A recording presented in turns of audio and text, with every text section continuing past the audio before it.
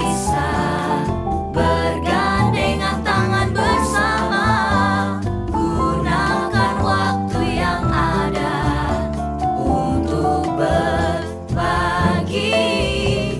Hai, salam sejahtera untuk para viewers kita semuanya. Nah, di hari ini saya sudah ada di Aston Inn Pandanaran, Kota Semarang. Seperti biasanya kita akan ngobrol-ngobrol santai, dan hari ini saya tidak sendirian. Saya akan membawa tamu spesial, yaitu Cik Fenty, atau yang memiliki nama lengkap Fenty Ekowati, yang sudah siap maju menjadi bakal calon wakil wali kota Semarang dan sudah siap merebut puluhan ribu suara dari warga kota Semarang. Nah, kebetulan saat ini Cik Fenty sudah ada di sebelah saya. Langsung aja, tanpa berlama-lama kita ngobrol dengan Cik Fenty. Ternyata tidak hanya uang ya Cik Fenty ya, yang bisa maju menjadi wakil wali kota, tapi juga dengan turun ke lapangan itu akan semakin bisa mendengarkan aspirasi-aspirasi masyarakat yang ternyata banyak yang harus dibenahi, banyak yang harus didengarkan gitu ya. Oke, Cik Fenty. Nah, boleh dong Cik diceritakan tentang background dan segala proses yang dijalani Cik Fenty sampai di tahap ini. Karena menurut informasi nih ya Cik ya, jadi dulu itu katanya Cik Fenty adalah seorang ahli pijat yang hanya dibayar seikhlasnya. Tapi di titik ini sekarang bisa dibayar ratusan hingga jutaan rupiah. Nah, boleh Cik diceritakan proses menjalani hidup seperti apa sampai di titik sukses ini? Ya, awalnya saya tuh ya single parent yang harus menghidupi 4 anak, dan saya terbiasa ya hidup senang waktu itu. Setelah single parent kan hidupnya juga susah lah, kan harus berjuang sendiri. Dulu saya ibu rumah tangga pure, terus harus menghidupi diri sendiri. Saya awalnya itu tanya sama Tuhan, saya kan harus jujur sama Tuhan, saya terbiasa hidup enak zaman dulu waktu masih menikah. Sekarang saya hidup susah, apa yang harus saya lakukan? Tuhan hanya bilang, ampuni suamimu.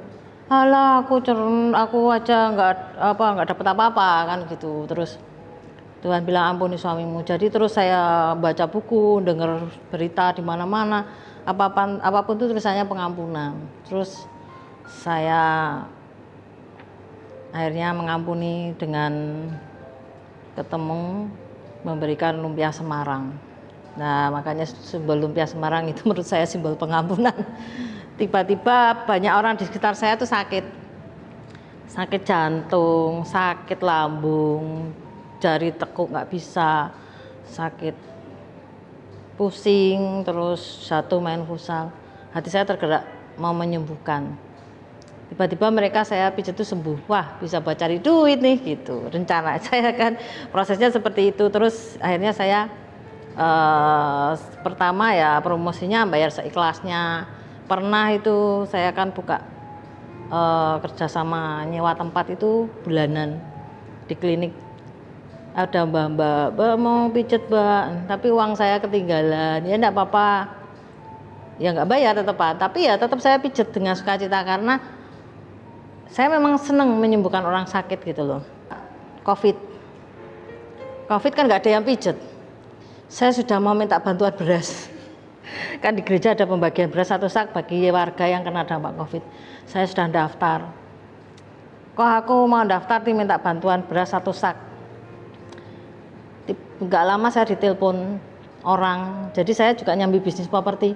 5 tahun saya bisnis properti nggak pernah closing, nggak pernah berhasil. Tiba-tiba saya berhasil bisnis properti jual lahan Sragen sekitar 10 hektar. Tapi ya namanya bisnis properti itu kadang ada yang singkir-singkiran itu. Jadi saya hanya dapat sedikit. Setelah Covid itu pijatan saya semakin laris itu. Saya kan upload di YouTube. Itu dari seluruh dunia ada yang pijat. Tapi orang Indonesia yang kerja di Afrika, orang Indonesia yang kerja di Amerika, orang Indonesia yang kerja di Korea, di Inggris itu pada pulang ke Indonesia, ke Semarang itu pijat sama saya. Itu dari YouTube. Tapi karena saya ada pelanggaran, jadi karena hak cipta lagu dan judulnya mungkin kurang berkenan ya di YouTube, jadi dihapus. tanpa ampun. Tapi nggak apa-apa, setelah itu beneran pijatan itu sepi sampai berminggu-minggu. Dalam proses hidup saya itu karena saya agamanya Kristen, saya hanya berdoa menyembah Tuhan. Akhirnya tiba-tiba Tuhan tuh suruh bilang masukin ke TikTok. Nggak maulah saya bilang gitu, karena di YouTube aja dihapus apalagi di TikTok. Tapi karena saya nganggur akhirnya kan ngotak-ngatik HP, akhirnya saya download TikTok. Akhirnya berhasil saya masukin satu video yang di-banned di YouTube dan di-banned lagi di TikTok. Saya udah putus asa, saya nggak mau lah, aku bilang gitu. Tapi karena saking nganggurnya saya otak-atik lagi sambil masukkan video lagi. Judulnya sama tuh masuk. Dan saya masukkan 4 video lagi yang dulu yang dari YouTube. Masuk langsung ada 4 orang pijat sama saya. Setelah itu besoknya 8 sampai sekarang saya terkenal di TikTok. Oke, demikian cukup sampai di sini untuk podcast kita bareng Cik Fenty. Sebelum menuju tersisa 4 bulan lagi ya Cik ya. Oke, terima kasih untuk viewers kita di hari ini. Sampai jumpa di podcast selanjutnya.